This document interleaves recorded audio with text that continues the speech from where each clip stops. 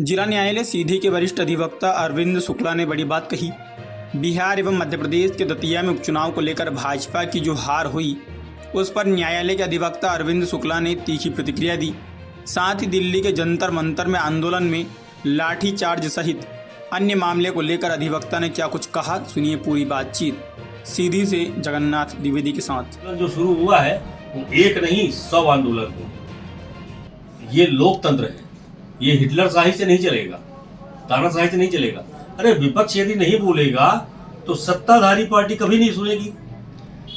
ये उसका दुष्परिणाम है। विपक्ष की भी नहीं सुन रहे हो आप, तो पब्लिक अपने आप आक्रोशित होकर आ रही है आपके सामने विरोध प्रदर्शन करने। और वास्तव में ये आपको याद होगा, मैंने उस संबंध में भी, जब नीट का पेपर लीक हुआ था, मैंने उस संबंध में भी बाइट की, बिल्कुल है ना। आप देखिए बच्चे कितनी मेहनत से तैयारी करते हैं, उसके बाद यदि नीट का पेपर लीक हो रहा है, बच्चे परीक्षा देने यहाँ सिंगरौली से सीधी आते हैं 110-15 किलोमीटर की दूरी तय करके। यहाँ वो लाज में रुकते हैं, खाना नहीं खा पाते बेचारे। मैंने देखा है मंदिरों में सोते हैं और उसके बावजूद वो एग्जाम में सबमिट करते हैं अपने उसको। लेकिन उसके बावजूद भी यदि पेपर लीक हो जाए तो ऐसे जो विद्यार्थी आ रहे हैं उनके भविष्य का क्या होगा, अंधकार में। तो लगाम लगाना बहुत जरूरी है। इसलिए हादसा भी हुआ वहाँ जंतर मंतर में। हाँ, कई बच्चे कई बच्चियां, तो उसके लिए भरपाई करे सत्ता, इसलिए कि वो हादसा कराया गया है, अपने से नहीं हुआ है। एक तरफ आप देखिए, माननीय सुप्रीम कोर्ट ने कह दिया कि काकरोच के नाम पे एक बन गई पार्टी, और जब पार्टी बन गई तो उसने विरोध प्रदर्शन किया। क्या गड़बड़ किया?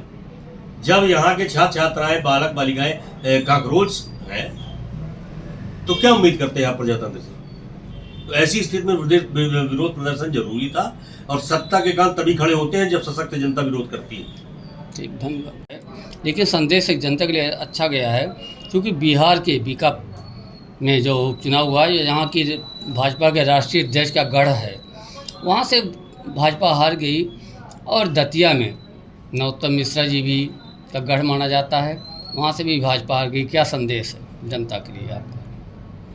जगन्नाथ जी, क्या है, एक तो ये बात मान लीजिए आप कि विपक्षहीन सत्ता नहीं रहती लोकतंत्र में। जिस सत्ता में विपक्ष ना हो सशक्त, उस देश का विकास कभी नहीं हो सकता। और जहां तक दतिया के चुनाव की और बिहार के चुनाव की बात है, वहां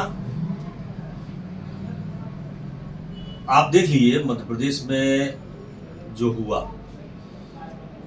बहुत ज्यादा उम्मीदें थी नरोत्तम मिश्रा जी को, और वहाँ भी नितिन नवीन जी जो कि भारतीय जनता पार्टी के राष्ट्रीय अध्यक्ष हैं, उनको भी उम्मीद थी। लेकिन ये जनता है और ये पब्लिक है, ये सब जानती है क्या करना है क्या नहीं करना है। वास्तव में भारतीय जनता पार्टी अटल बिहारी वाजपेयी, लाल कृष्ण आडवाणी और मुरली मनोहर जोशी की धरोहर थी, और उन्होंने उसको बहुत मेहनत से सींच के तैयार किया था। अब की जो भारतीय जनता पार्टी है वो गुजरात लॉबी की जनता पार्टी है, और अब जो अभी हुआ उसको एंटी इनकम्बेंसी तो नहीं कह सकते। वहां पे प्रशांत किशोर ने मेहनत की थी, इसलिए उसका परिणाम उनको मिला। और मध्य प्रदेश में दतिया में जो हुआ वो जरूर अप्रत्याशित था। पूरी सत्ता इनकी, एक भी विपक्ष नहीं, उसके बावजूद भी यदि चुनाव जीत के आ रहा कांग्रेस का कैंडिडेट, तो निश्चित रूप से जनता में असंतोष है, ये माना जाएगा। आपके हिसाब से क्या लगता है, यहाँ बीजेपी की कमी मानते हैं आप किस चीज? नहीं, मैं बीजेपी की कमी नहीं मानता। वास्तव में जो कार्यकाल चल रहा है लगभग 10 सालों से, उसमें जो कमियां हैं उसका परिणाम दतिया में मिला। दिल्ली में जंतर मंतर में लाठीचार्ज हुआ है, छात्राएं घायल हुए हैं, कुछ एक दो की मौत भी हुई है, जानकारी यहाँ तक है। उसका भी कुछ असर माना जाएगा। देखिए, ये प्रजातंत्र है, प्रजातंत्र में अपनी बात कहने का पूरा अधिकार है, और जब अपनी